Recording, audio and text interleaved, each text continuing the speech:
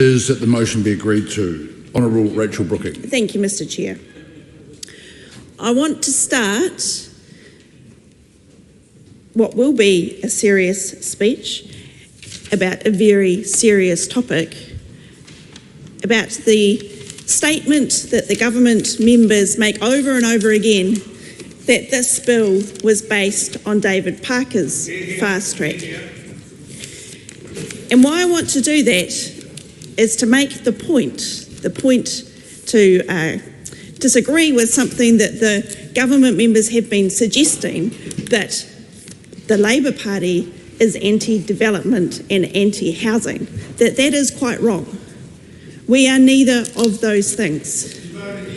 We had a Spatial Planning Act, a Natural and Built Environments Act that included a fast track that will remain on the books for some time. So there is no need for this fast track bill that totally overrides all of our environmental protections. And that is a key component, a key difference that I'm going to talk about some more in a minute.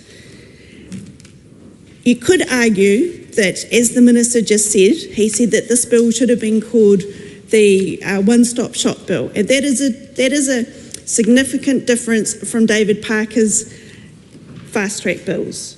That is not the aspect of this bill that we have been so deeply opposed to. What we are deeply opposed to in the Labour Party is the overriding of our environmental protections for a select few that have got their names on a list, and it's a disgrace. So we have seen a terrible process with this bill. Yes, the bill did go to the Select Committee for 6 months, which is unusual for this government. But then we came back, we reported back, and we didn't have that list of 149 projects, Mr. Chair. The Select Committee had never seen that. We came back, and on the afternoon that we were starting the committee debate on this bill, the debate where we get to ask serious questions and have hopefully useful commentary on the Hansard from the ministers, that was the day that we saw a giant amendment, a government amendment on the bill. Many of the issues included in that giant amendment were never traversed by the ministers in the chair.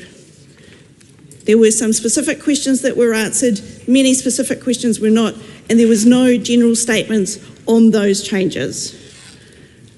And then, Mr. Speaker, when we were debating in the committee stage of the bill, the minister had to put up a number of other amendments during the committee stages debate, because that amendment paper in the minister's name was big and significant, and there had not been enough rigour applied to it. And that just goes to show what nincompoops this government is. There is no social licence for the projects included in this bill, which means that there is no certainty for them. And why there is no social licence is, we've just heard the minister say, people, members of the community, environmental groups, neighbours that aren't adjoining, iwi groups that don't have treaty settlements, they have no input into these processes. So there's that problem. Then we know that the purpose of the bill doesn't refer to the environment or terms like sustainable management, despite all advice going to the minister saying that that should be included. And I've just heard from the minister how he was being modest, something about being modest in the mineral sector. Well, I was reminded the other night that Stratera, the advocacy group for the mineral sector, they submitted that they wanted an environmental clause included in that purpose of the bill. They don't want this bill to override all of our environmental protections, because they know when they go to the international investors and the like and try and show that they have adhered to good environmental regulations, that it will be impossible to do that under the fast track in that form. Of course, they did also apply to be on that list of 149, which in my view, is problematic. Now, because there is no social licence, because these projects are just going across because the ministers agreed for them to be on the list, some of those projects will have large environmental effects and really muck up the livelihoods of those around them. Not all of the projects, of course. This is a cynical government that makes sure that it puts projects on the list that they know will be popular. Some housing projects, some renewable energy projects. But then there's the coal mine in the Kiwi habitat and housing on floodplains, and who knows what else will come to pass because, of course, new projects can be added. So there will be protests, and that will lead to uncertainty, and my advice to applicants is not to use this process. And then, of course, we know we've had the debates, we had the Clark rule, and the Speaker overturn him, that those 149 projects listed in this bill are getting a private benefit. And one of the ministers may say, well, they're not getting consent, they can be declined. That is true, they can be declined. But it's very unlikely that they will be declined once they're on this list because of how the bill is written. And that is that the primary focus of decision makers has to be on that purpose, which is to facilitate the projects. And, Mr. Speaker, these applications can be for things that are prohibited under the Resource Management Act, which means that it is not possible to get a resource consent. So you can go, not you, Mr. Speaker, an applicant can go from not being able to even get a consent because something is prohibited to being able to get a consent. And that is a private gain, and that is why these projects should have been included on private bills, not in this government piece of legislation. And Mr. Speaker, we've heard a lot about the zombie projects, those projects that have already been declined.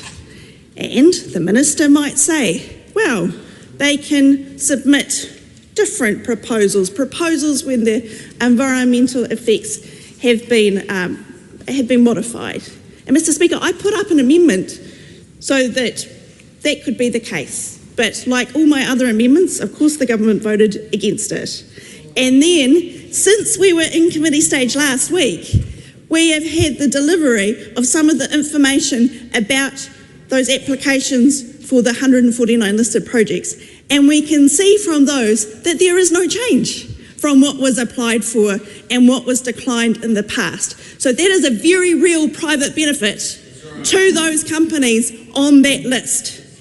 Those companies that had already been declined consent could not go ahead with their projects. Now they have the opportunity to do that, and it's highly likely that they will proceed in some form or other. And that is a disgrace. It's a disgrace to our public law system that donors to the government can get themselves onto a list. And hopefully everybody can realise why that is dangerous, why it is that we have these conventions, that government bills, they can specify different groups of people, but not individuals and not individual companies. So it is a disgrace.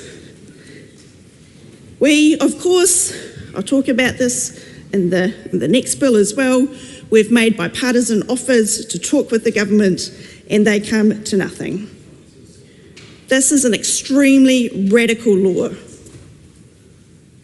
It's good that the ministerial decision making was changed, and I thank those people who protested against the fast track bill when it was in that form. But this is still radical law. This is still law that changes our constitutional arrangements. It's bad for New Zealand's reputation. It's bad for democracy. It creates uncertainty. Any future government that might look to review these consents that are granted that are going to harm the environment, it's not on them, it's on this government for for producing such a horrendous act that goes against so many of New Zealand's norms of fairness and the same rules applying to everyone.